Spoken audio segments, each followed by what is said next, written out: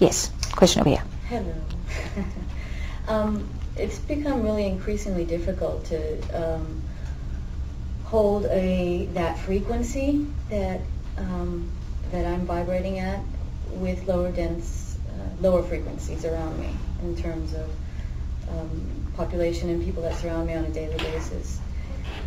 Number one, a technique that would be useful to me and to everyone else on how to do that. And the other thing I wanted to ask is, when we bring up fear in other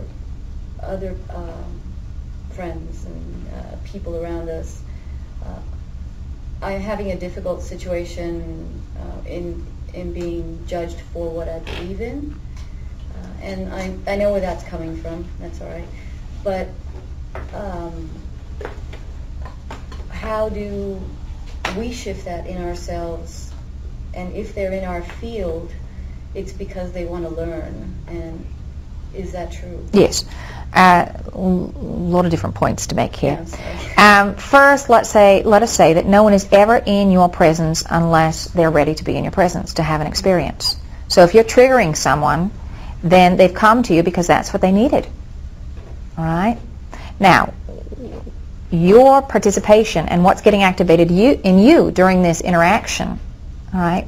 Perhaps you're sharing your view on reality and it's triggering all of their fears, the fact that you're going to be invaded by some other species and controlled and manipulated, or whatever the fear is. And you get activated yourself, all right? If you talk about about judgment and feeling judged for your belief system, others are a mirror for you, all right? So if you're feeling judged by others for your belief system, it's because there is a part of you that is still judging it. And they're just there to show you that. When you stop judging your belief system, when you start to trust that what you're getting is accurate, that you know your own truth and that's all right, and it's not going to harm anyone else, that you're not asking to change anyone else, you're just being true to who you are, those people who doubt are no longer going to show up in your vibrational field. They may have questions, but they're not going to say, that you're strange or weird unless you have that fear in your own field. All right? Another example there is that you can have two people who interact with the same person and tell them the exact same story. But because the first person doesn't have that fear in their field, the reaction that they'll get from the other party is, oh, that's interesting. All right? The other person who may share the exact same story, they'll say, have you lost your mind? What is that belief system that you've got operating there? All right? The reaction is different because of the attraction. And they're playing out that drama for you. They are your mirror. All right? So it's all about your own self-judgments. It always comes back to self and how you feel about yourself, what you believe about yourself. And they're just playing that drama out for you, showing you that drama. What was the first part of your question? The first part of the question is holding your holding your own resonance. Yes. The exercise that we gave you at the beginning about grounding into your body, were you present for that one, dear? I wasn't. But you want to just envision gold energy going into each and every cell of your body, all right? To infuse your body with the golden soul energy that comes from the edge of the galaxy, all right, through the center of the galaxy. And as it spreads to your body, that's you infusing your energy into your body, all right. The other exercise we always give, because it incorporates the elements of the earth and it incorporates the chakra colors.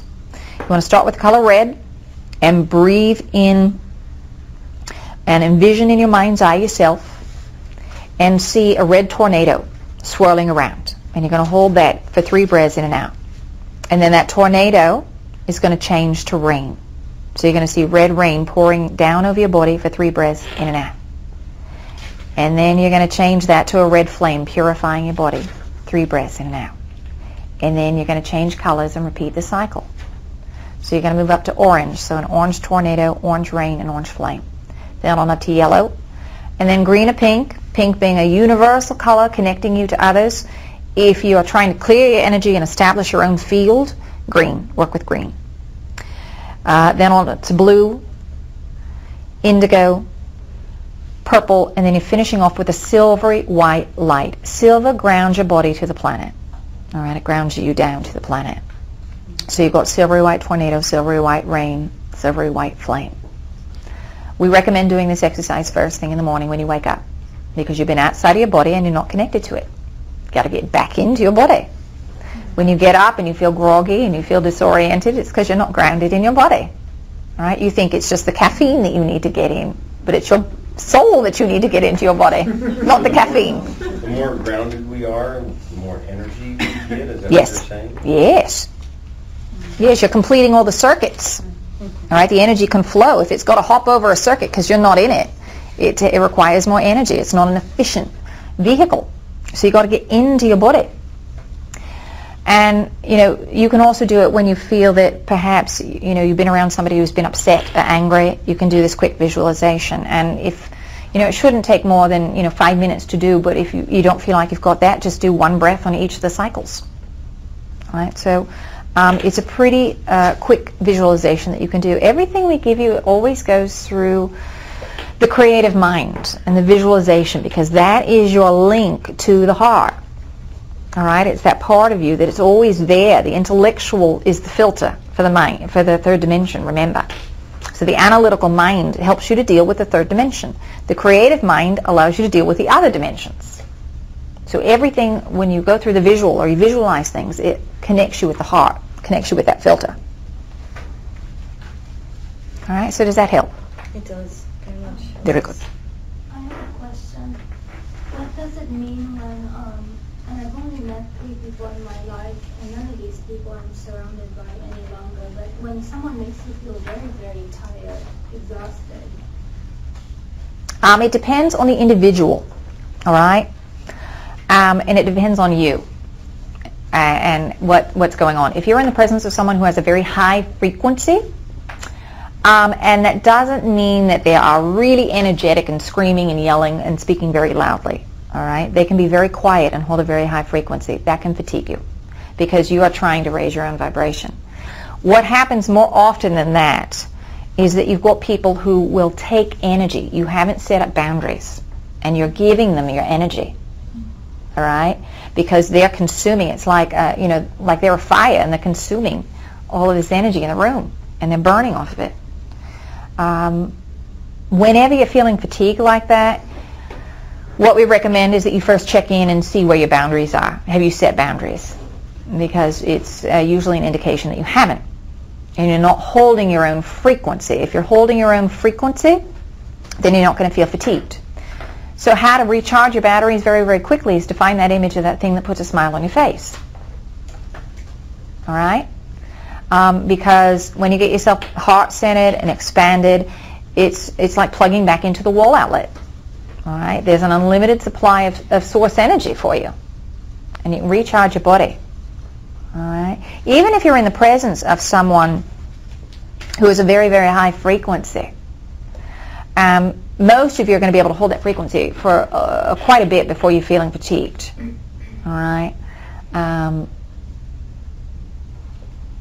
What you'll find is that your fears start to get activated because you're vibrating at a higher rate, and so they get processed out.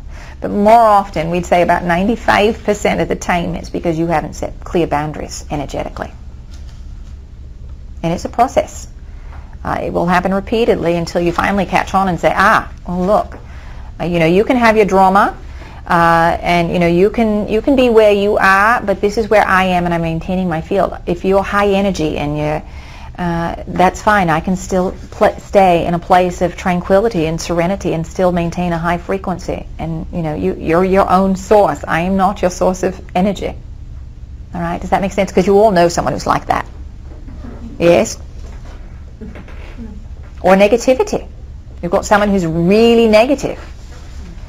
So rather than you dropping down to their frequency, which is going to tire you, you've got to learn to maintain your own frequency. A lot of times, especially with family members, you want to sympathize with them and you drop down. But you don't have to. You can hold your own frequency. You don't have to get caught up in the drama. You can simply say, you know what, I know you're having a difficult time. You might suggest a couple things that they can do for themselves to better themselves, but you don't have to go down to that frequency. You can say, you know what, when you're ready to change your perspective, I'm here for you, but I can't follow you into the drama. I can't go there with you. It's not going to serve either one of us. So when you're ready, I'm here, but I'm staying over here in the higher realms. All right? I have a question. I don't think anybody in this room is an organized religion, probably. We're all in a different place. But how does organized religion, where does God come into this? Where they say, well, if it's God's plan for you to work out, it puts the decision into God's hands and it's a complete dichotomy between our creating and God creating something for us. How did that happen? Did we develop that on this earth, a religion that says God's plan is this, and we have nothing to do with it? Yes, your original story of your connection with source energy was manipulated, and you've forgotten a lot of your true history. And there were beings who utilized religion as a control mechanism. And if you want somebody to believe a lie, you've got to sprinkle it with a bit of truth, because otherwise they're going to know it's a bald-faced lie. Yes? So in your organized religions, there is a fair bit of truth, but a lot of it's manipulation, a lot of it is judgmental, and a lot of it it's just all about control. But this is where you're changing. Remember, it's duality. So you're finding the middle ground again, and it's not about the male, the divine masculine, or the divine feminine. All right, it's about the integration of both and your vision of both. You had your times where you had a lot of the pagan rituals, and even those were controlling and manipulated. A lot more control and manipulation came in when it swung to the other end. All right. With this solstice, you all had a very large download of information, and you also had now a new template for you all to access the divine masculine. A lot of the divinity that's been projected on this planet for the masculine energy was anything but divine. It was the lower aspects of the male energy. So now, and this isn't about just the divine feminine. You've got to find the divine masculine as well and blend the two.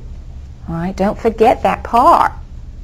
But now it's going to be a lot easier for those who are in the masculine vehicle to find divinity within themselves without having to go through the divine feminine and come back.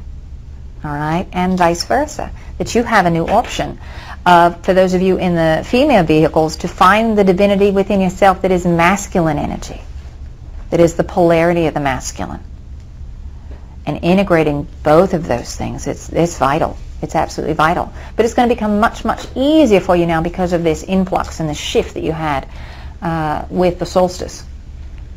So what you're also remembering is that you don't have to go through another being to connect to source, because you're already divine source yourself.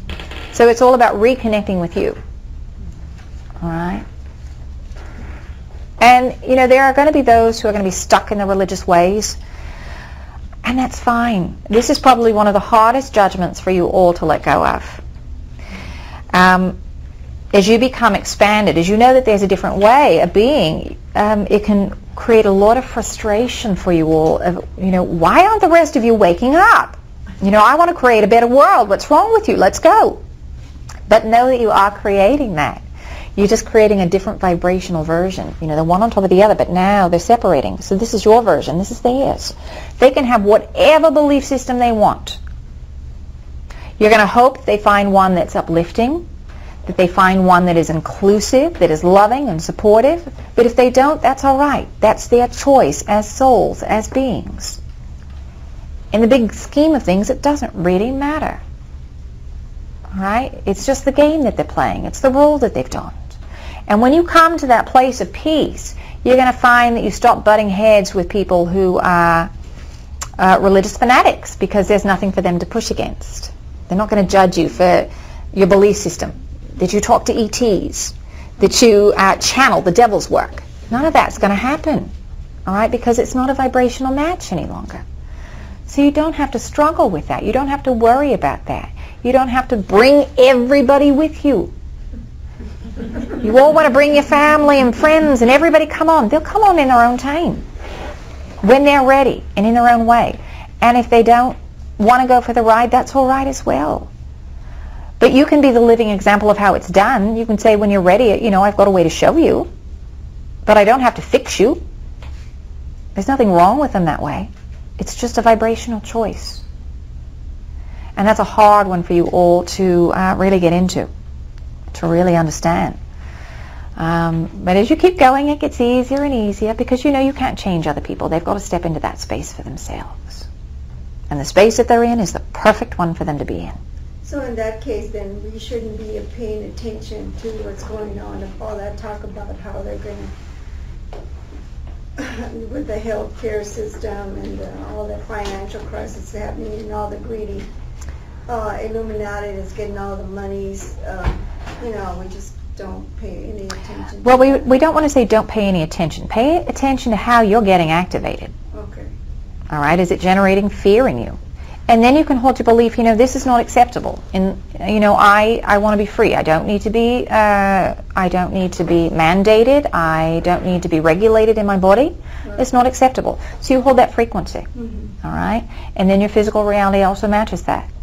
All right? And when enough of you say enough is enough, then it stops altogether for the mass consciousness. It doesn't take a lot of you to change mass consciousness and the belief in mass consciousness. Mm-hmm. So that's a good point. I mean, like we have corporate autocracy that's basically controlling our food supply, that's manipulating the money system, and a lot of us feel very powerless because they've got enormous resources, both legal and money, to basically, it was supposed to be a country of the people, for the people, and it's no longer that. It's a corporate world society. How do we pull our power back? Because that's what's kind of lost. Well, you start working with your local communities.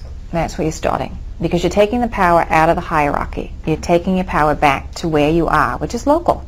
All right? So you start investing your time, your energy, your money, your resources in things that you believe in. Whether that means, if you're talking about your food, in community gardens, in planning for your backyard. You've got, you know, if you want to get involved with organizations that are protecting the genetic authenticity, if you will, of your foods, get involved in those. So you're taking action that way, and that is creating a new vibration, a new template, a new organization that takes the power out of the hands of those others because of where your focus is, your own energy goes. With your banks, you're taking the money out of the corporations that you don't align with. You're putting them in banks that want to support your community, that want to support each other. You know, you become your own bank. If you've got money and your friends are in need of money, rather than taking money out for a credit card, you invest in your friend. All right? You loan them at a reasonable rate, what you see is agreeable. So you're still taking action, because action is important, but you're taking action in new ways. But you're all still conditioned to think about money. All right, and how things have to come to you. That you still got to work within the system. But the thing is, you're taking your energy out of the system and you're creating new localized systems. That's where the big change is happening. Because right now, if you look at the United States, it would be as if there's a giant pyramid over it. That's the structure. It's hierarchical.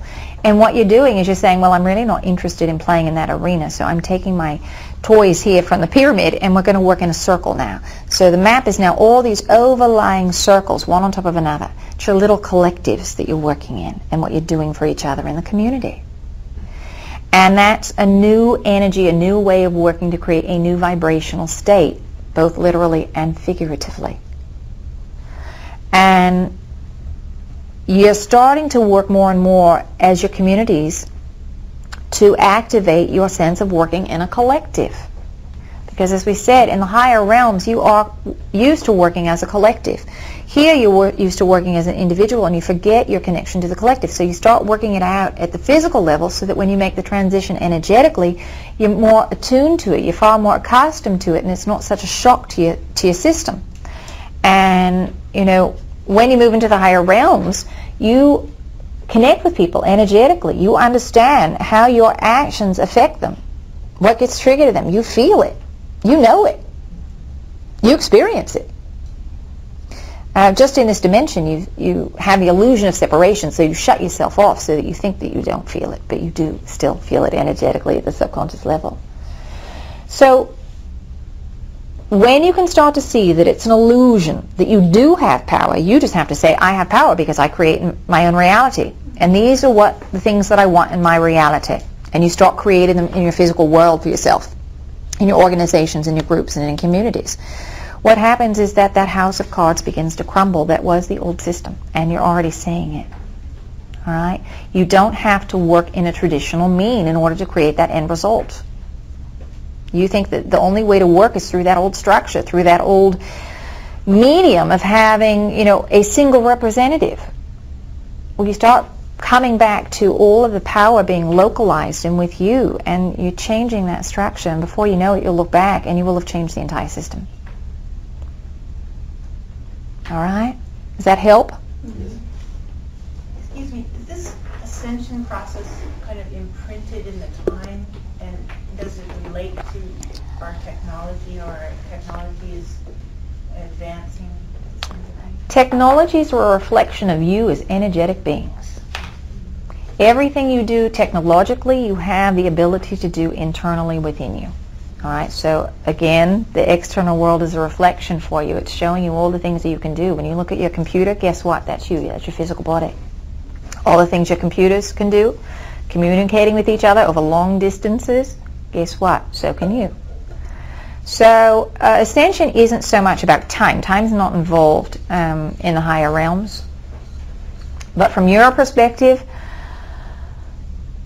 you've all set it up so that you think there's a cutoff date, so that you've got 2012 ingrained in your mind to get you moving, to get you motivated. So as a collective, you all agreed that you would pick a date. So you did. All right? There is something to be said about moving through the cycles, yes. And there is the end of a cycle. But it's a frame of time. All right? And you just chose a date because in your linear mind, you need a date for that linear mind to grab onto. The rest of you doesn't really need one because you know that you can step in and out of time. It will. All right? Some of you in this room are very good at it. You're time jumpers. You're very proficient at stepping out of time. You don't quite understand it all, but you know that you have the ability to, and you sometimes, go visit other realms and come back. Or you feel that it's very easy for you to manipulate time. You all have the ability to do this, without exception. It's your natural state. So, is there time involved from your linear perspective? Yes, but it's all about frequency ranges, and when you feel that you're ready to get there, you get there and you shift. So people living in, say, the 1200s may have been going through this ascension process as well, because the future, the present, and the past are interrelated. Yes. Yes, you knew it was coming, so you were working on particular issues. Remember, Earth isn't the birthplace of a lot of new issues. It is a culmination of issues that were taken throughout the galaxy. And, you thought you'd play them out in this arena where you knew you had this accelerated time frame. You knew that you were going to be moving through a sector of space which you would find would be of assistance to go through this process. The thing is, when you get to the higher levels, the upper octave of this dimensional range, as you get higher and higher and closer to the fourth dimension, time accelerates because frequencies do not move through time and space at the same rate. So the higher you get in frequency, the faster time seems to move. So in that particular lifetime, not a lot occurred because the overall vibration was lower through the sector of space that you were on in that time frame, as well as the overall vibration of the planet. So that life, you didn't cover a lot of ground. Whereas here, as you are moving higher and higher in frequency, you're going through more and more of your fears, you're clearing more and more issues in a shorter amount of time. All right, so it feels like it's a lot more complex. But yes, that lifetime was still working through part of the ascension process. Speaking of time, we have 15 minutes so far. All right, thank you very much. Time flies, yes. When the vibration is higher. You spent most of the afternoon in the fifth dimension, by the way. How did it feel? Good. Did it feel that different than your normal reality? No. And that's what you get to expect. It's not all that different. It's a little different, how you experience, how you exchange, how you perceive reality, the glimpses of things that you get. But it's not entirely different. And it's not a utopia. Let's put that out there as well. That there is a fear. There is an assumption that it's all going to be perfect, and it's all going to be light and airy and fabulous, and sometimes it will be. But you still have things that you want to process and clear, and you still have disagreements. We still have disagreements in the ninth dimension. We don't war over them, but we express our opinions, and they're different. All right, and so it will be in the fifth dimension. But hopefully you're not, blowing each other up over it. You will have progressed beyond that to understand that that difference isn't required, that exchange isn't required. So what disagreements are there up there? About how we want to interact with you, for one. Really? Yes. Oh, don't try this one, try that one. Yes, well, the angelic realms have their perspective of how they wanted to work with you. We have ours, which is a little bit different. We felt that you could handle a full blast of truth. They wanted to work through the existing systems. So, even within the higher realms, we still have our disagreements and our different perspectives on how to achieve end results. It's not right, it's not wrong, it's just different. Because it would be boring if we all made the same choice. That would just be dull. And, why would we want to go through that repeatedly? We wouldn't. So, we're all about variation. Yes. Variations on a theme. So there's a lot of information and different tools that are being sent to us through different sources. Yes. Each one's going to trigger you in a slightly different way. And that's why it's important to have a variety of choices and voices coming through right now. Because one may get through where another may not. And we just want to talk about this very briefly with healing modalities. Is that sometimes a healing modality may be effective, other times it may not. Each healing modality connects with a grid on the planet, and sometimes that will align with a different star system. Healing modalities are brought to you quite frequently through different star systems, and if you are by chance dealing with an aspect of yourself which is in conflict with that star system, you may not desire to have the healing modality come from that star system, because it's going to activate you and trigger you in a way that you're not interested in opening up to. All right, so you may find that another modality is more important or more appropriate. Speaking of healing modalities, is it true that fluoride in the water can suppress our abilities to have our true healing? Your memory, yes, it can affect your brain chemistry. But you can also transmute that through your own vibrations. Is it best not to have it in your water to start with? Yes. Is it the end of your life and your livelihood if it's in there? No. You will find a way to transmute it, or you're going to find that you're not drawing it in, you're not drinking it. You're going to find another source of water. What are some of the newer healing modalities that are going to be coming up, and in particular dealing with people's fears and ascension, helping them through, bridging them through, such as the psychology end of it?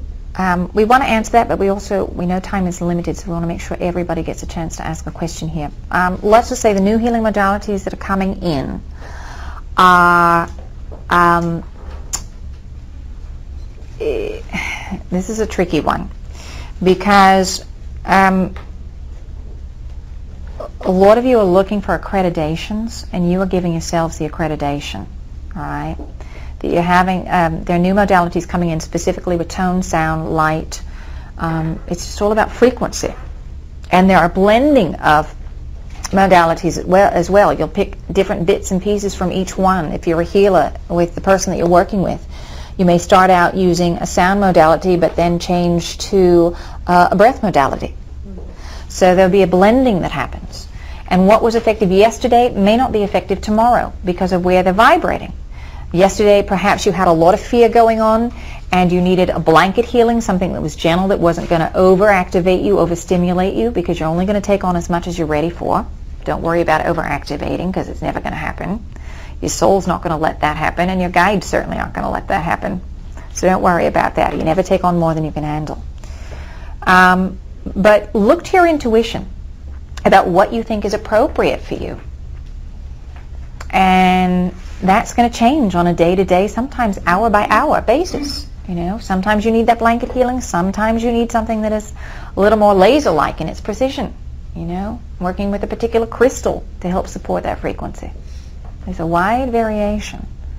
But we're very fond of working with harmonics, with tone and sound, and breath. All right? Anyone who hasn't asked a question who wants to. I have a question going back to the timeline. You've said in the past, in past sessions, that 2012 is end time, where the frequencies are moving faster right now. But at the same time, you've said that we won't really notice that big of a difference. So how will we, in just 3 years, be at end time where we're not really looking at linear time? It will happen naturally. It'll feel natural.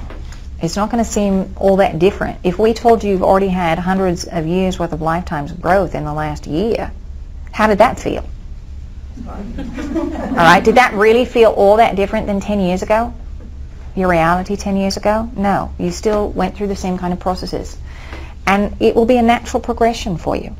Your own abilities and awakenings will happen. And as we said, the fourth is a transitory zone to get you prepared, to get you to understand, for you to practice a little more. It is a different area, and you can tap into these multiple versions of reality when you want. It's not that they're always there glaring at you, all right, but you can check in when you feel like it. You can check in with the other realms when you feel like it. And then as you shift even higher into the fifth, it just gets easier, all right? And some of the rules change a little. You know, you understand that you don't have to have money. You don't have to have an exchange or a barter system. You just create. You need a house, you create one. You project one. And your needs change as a society and as a collective. So it's a little different that way. In the fourth, you may still have the illusion of money. You still may have money as an exchange, but not required. You can still manifest and create something out of thin air. But you may still feel comfortable working that way, so you might, until you get to a point where you say, you know what, this is just tiring. I don't really need to create the money to create the good that I want. Why don't I just create the good that I want? And so you will. You will. You'll go directly to the source and create it yourself because you are source energy. So after 2012, I guess I'm linear. I'm still thinking linearly, as you always tell me. Looking at the clock, we won't be watching the 24-hour clock anymore. We'll just not need it. You can if you want. Okay. You can create that version of reality for yourself, but no, it's probably not, you know, you're not going to experience time in the same way. So it goes back to the perception is shifting on which timeline you're on. Yes. It gets hard and tricky for us to give you some of this information because you don't have the framework yet to hold it. So some of it is experiential.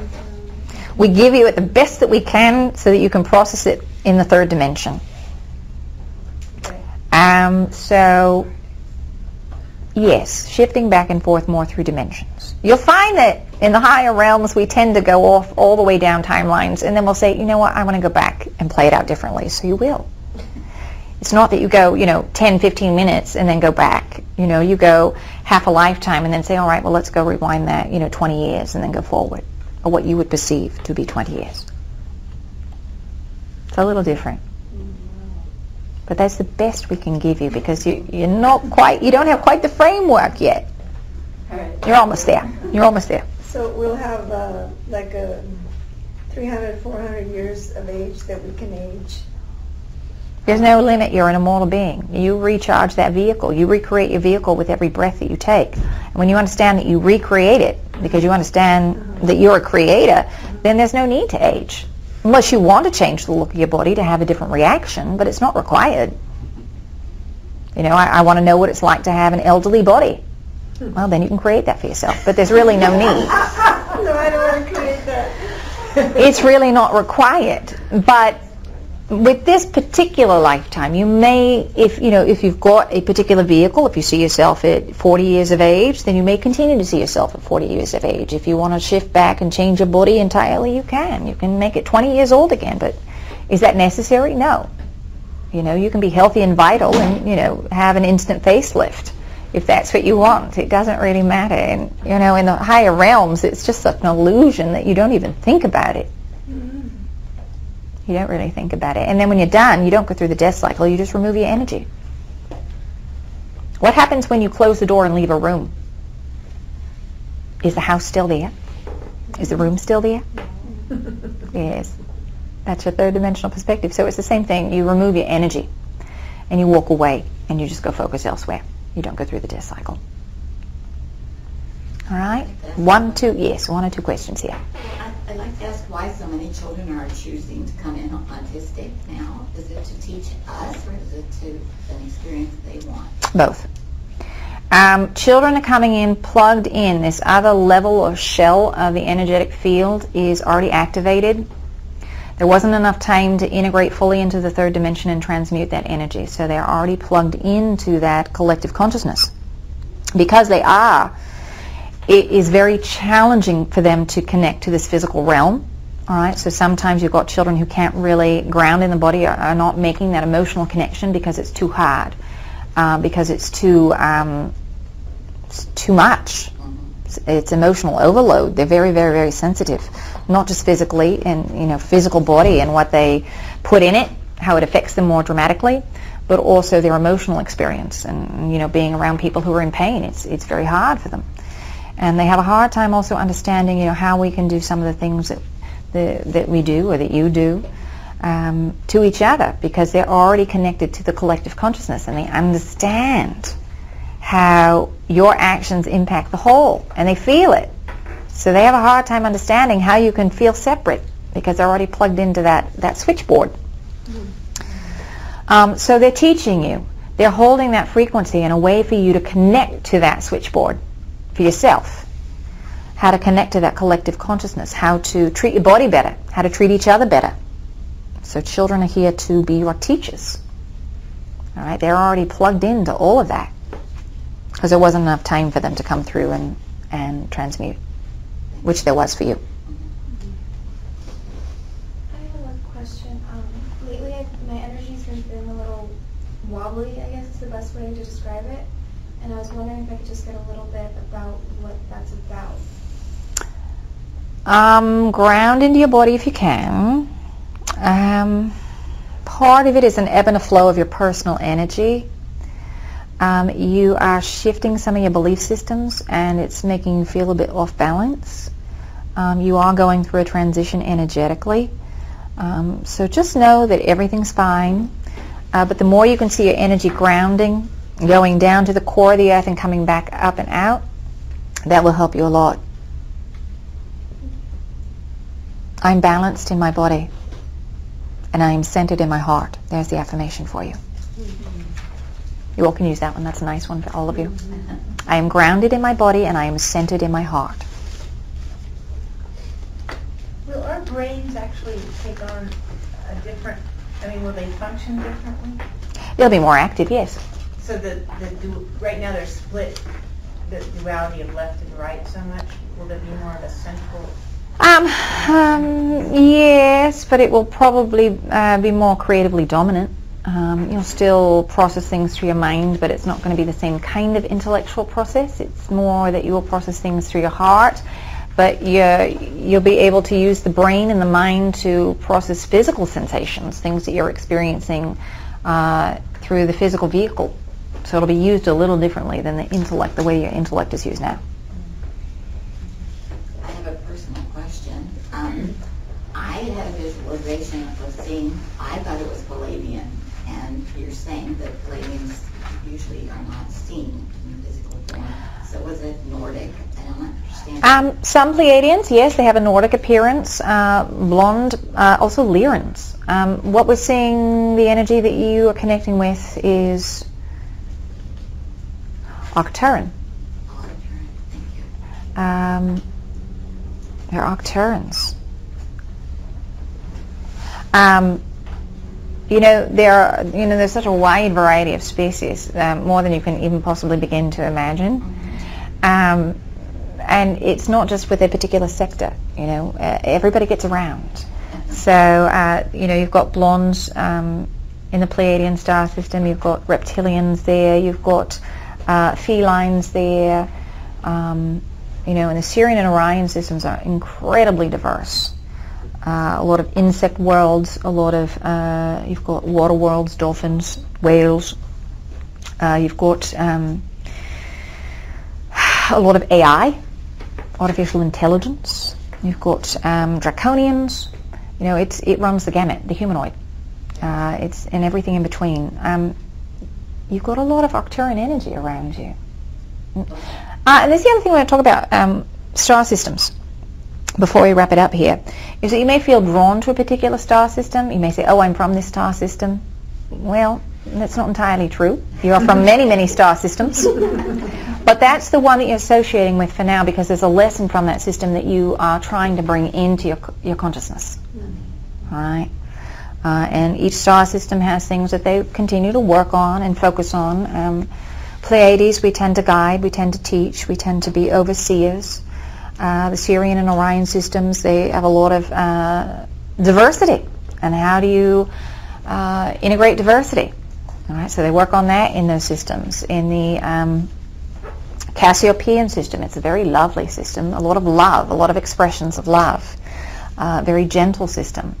The Lyrans, they work with dimensional structure, they work with sacred geometry. The Arcturians work with tone and sound, they are the ambassadors who help a lot of the Sirians and Orions work out a lot of their issues because they speak the language of light. So each star system has their own thing that they work on and that they focus on. And when you associate with one, and that will change, you may say, oh, I'm Pleiadian. And then a couple of years later you're thinking, maybe I'm from Orion. Right? It's because those are the star systems that you're aligning with. All right? And because you don't all just stay in one system. And you have access to all the records of all the different star systems. And remember, it can also be an overlay or an imprint that you're accessing. That you wanted the knowledge and wisdom of that system, so you overlaid it. And it all feels the same to you. Anyone who hasn't asked a question. So how does the Nibiru system look like? Is that like a cloud? Is that a cloud city? Or cloud system? No, we wouldn't consider it a... No, it's a lot denser. It's a lot denser. It's variation. There's not much left of it, to be honest. Not what it used to be. It's changed a lot. There are beings on it who are still interacting and working with you. There are some that have scattered from the planet and the planet's history. Remember, it's not linear in the other realms. So some of them are manipulating and controlling events who were descendants from that planet. With your Anunnaki, those who you term that, or that we coin that for you. But there are both light and dark as well. Sense some turmoil. Yes, there's an inner struggle within the planet itself, and those who wish to see something that is light, and those who have been playing the dark role. And they've spread out throughout the galaxy. And right now, the planet itself is under a more positive control for right now. But it wasn't always that way. But, you all play the light and dark. And some of those who've been playing the dark have been playing it for a very long time, and they're very tired. Think about playing... So then why don't they stop? They'd like to. They're finishing out this role to integrate. All right? But, their lifetime, their span is a lot longer than your physical vehicle. So they've been playing it for hundreds and hundreds of years, sometimes thousands. So, they're done. They want to get this game integrated. But they're holding that space for you. So when you hear these stories of these other beings or conspiracies that are going on, don't get upset. They're playing the dark role so that you can all see where your fears are. They are generously holding that frequency. When you can see that they are kindly doing that for you, it lets go of the charge. All right? Could I ask a specific specific, because I have friends that are interested in the Billy Meyer association with the Pleiadians.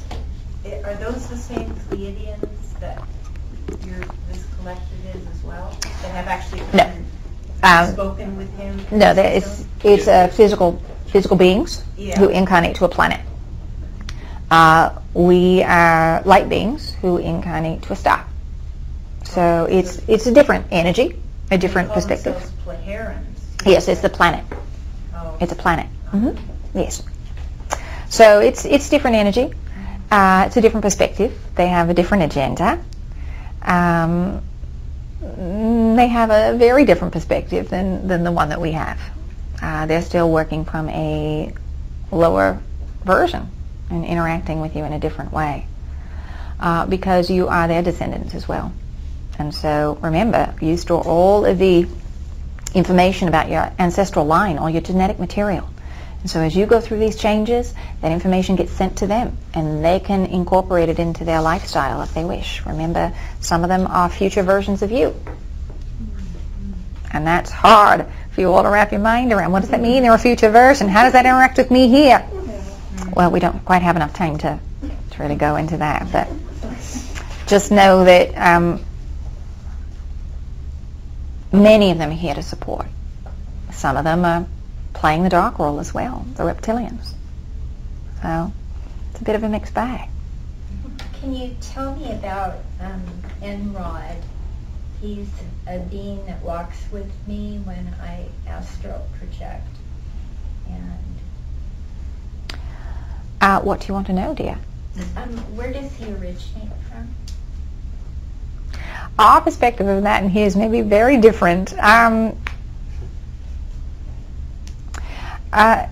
Tellurian. Tellurian is where we see a lot of that energy around him in the Sirian star system. And he doesn't seem to have a physical shape, but wears like a hooded cloak that's like a navy blue or royal purple with stars on it. Yes, because if you were to see his physical form, it would probably shock you. Is that a compliment?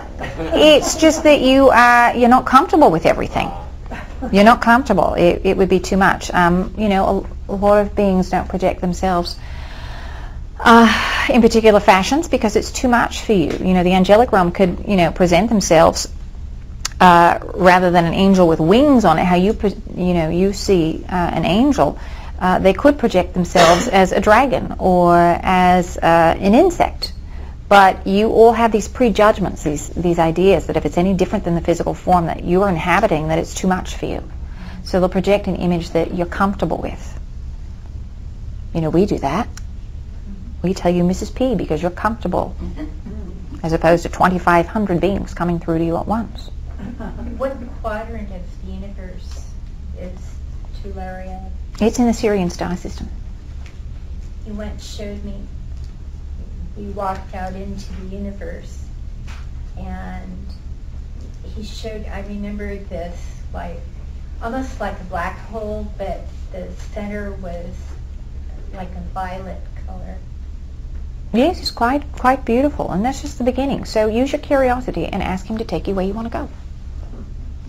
See how that works? Because if you don't ask, you don't always get to go. So you've got to ask. You've got to get in the driver's seat. All right? All right. So we need to wrap it up here. Is there anyone who has not asked a question? All right. So know that we're always with you. You can call on us at any time. You just spent 3 hours in our energy today, so you've got a pretty good idea of what a vibration and a frequency is like. So you don't need an intermediary. You don't need Wendy to channel for you. All you have to do is ask for assistance and listen. And when you listen, it may seem like your imagination at first, but then what's your imagination anyway, so go with it. And we'll do our best to help you in any way that we can. All right? So until then, we'll be watching and waiting and sending many well wishes, dears. Thank you. Thank you. Our pleasure, dears.